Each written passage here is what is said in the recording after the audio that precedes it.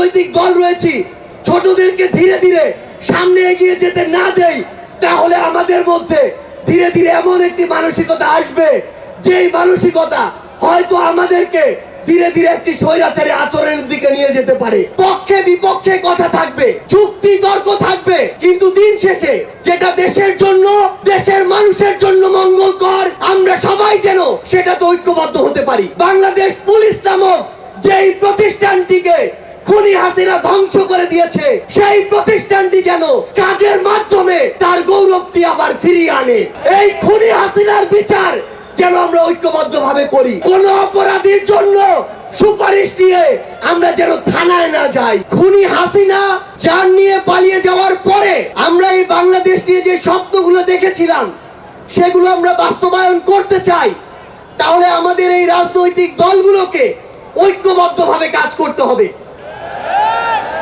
আমাদের যে কোনো একটি বিষয়ের পক্ষে বিপক্ষে কথা থাকবে, যুক্তি তর্ক থাকবে, কিন্তু দিন শেষে যেটা দেশের জন্য, দেশের মানুষের জন্য মঙ্গলকর, আমরা সবাই যেন সেটাতে ঐক্যবদ্ধ হতে পারি। আমরা বিশ্বাস করি আমাদের এই রাজনৈতিক দলগুলোর মধ্যে যদি এই মিউচুয়াল রেসপেক্টটা থাকে, আগামীর বাংলাদেশ হবে অপ্রতিরোধ্য বাংলাদেশ। বাংলাদেশের সরকারি যত কর্মকর্তা কর্মচারী আছে তারা যেন আর তাদের দায়িত্ব পালন বাদ দিয়ে তোষামোদীর রাজনীতিতে লিপ্ত না হয়। বাংলাদেশ পুলিশ নামক যেই প্রতিষ্ঠানটিকে খুনি হাসিনা ধ্বংস করে দিয়েছে, সেই প্রতিষ্ঠানটি যেন কাজের মাধ্যমে তার গৌরবটি আবার ফিরিয়ে আনে। আমরা আপনাদেরকে অনুরোধ করি, সরকারি সকল অফিস আদালত যত কিছু রয়েছে, সে পুলিশ হোক, বিচারক হোক, আমলা হোক, দয়া করে জনগণ থেকে হাত পেতে ওই ঘুষের টাকা নিবেন না। এই রাষ্ট্রীয় প্রতিষ্ঠানগুলোকে খুনি হাসিনা নিজ হাতে ধ্বংস করে দিয়ে গিয়েছে। সকল রাজনৈতিক দলকে ঐক্যবদ্ধভাবে এই প্রতিষ্ঠানগুলোর সংস্কার করতে হবে। এই খুনি হাসিনার বিচার যেন আমরা ঐক্যবদ্ধ ভাবে করি। একটা জিনিস মনে রাখতে হবে, নিজেদের সামান্য স্বার্থের জন্য যেন কোনো অপরাধী ছাড় না পেয়ে যায়। কোনো অপরাধীর জন্য সুপারিশ নিয়ে আমরা যেন থানায় না যাই। এই নতুন বাংলাদেশে ধ্বজভঙ্গ শিক্ষার সিস্টেম গুলো, এই কারিকুলাম গুলো আমাদেরকে ঠিক করতে হবে।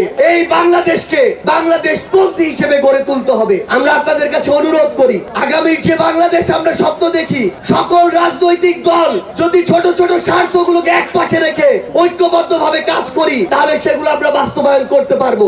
এই মঞ্চ থেকে আমরা যেন এই শপথটুকু নিয়ে যাই, এই ছোট্ট জীবন সৃষ্টিকর্তা যাদেরকে গুরুত্বপূর্ণ দায়িত্বগুলোতে রেখেছেন, এগুলো তাদের কাছে আমানত স্বরূপ।